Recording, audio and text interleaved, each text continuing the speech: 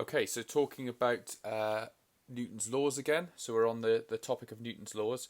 Um, Talking about inertia, so we've just discussed inertia a little bit. If I take this apple, if I push it, I can apply a resultant force to it and make it move, okay?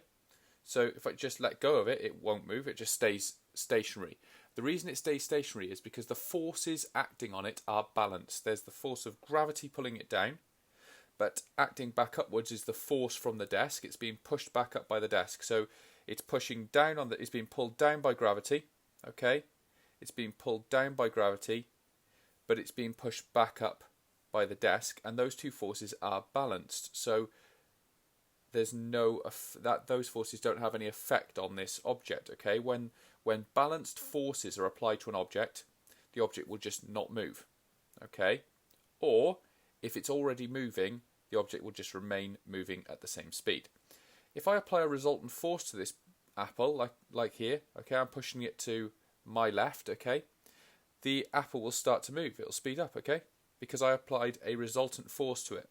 So by applying a resultant force to it, I can make it move, okay? So when you apply a resultant force to an object, and that's an unbalanced force. It's an unbalanced force because I'm applying a force in this direction. There's no force acting back in this direction. Well, there's a small amount of friction, but it's much smaller than the force of my hand pushing.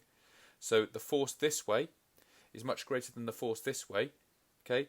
The force this way is my hand pushing, the force that way is friction, and because I'm pushing with a greater force than the force of friction acting in the opposite direction, this apple experiences a resultant force, and therefore it moves. It actually speeds up. It accelerates. Okay, so that's the idea of Newton's first law. Really, Newton's first law says that an object will remain at rest or in uniform motion in a straight line. That means at a constant speed in a straight line, unless acted upon by an external resultant force.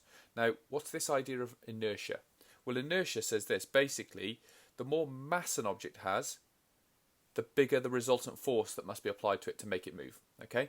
So if I'm going to make this apple move, I only have to apply quite a small resultant force to make it move. If I go outside and stand behind my car and try and make that move, I have to apply a much bigger force because my car has a much greater inertia because it's got a much bigger mass. So the more mass an object's got, the more inertia it's got, the harder it is to make it move. Okay? And the same is true if an object is already moving. If that car starts rolling down the road and I go outside to try and stop it moving, I'm going to have to apply a very big force to make it stop. Whereas with this apple, if it's moving, if I want to stop it, I just put my hand in the way and I only have to apply a small force because the apple has a much smaller inertia than the car because it's got a much smaller mass. So the bigger the mass of an object, the bigger the force you have to apply to make it move or to make it slow down. So the bigger the force you have to apply to make it speed up or slow down. That's the idea of inertia.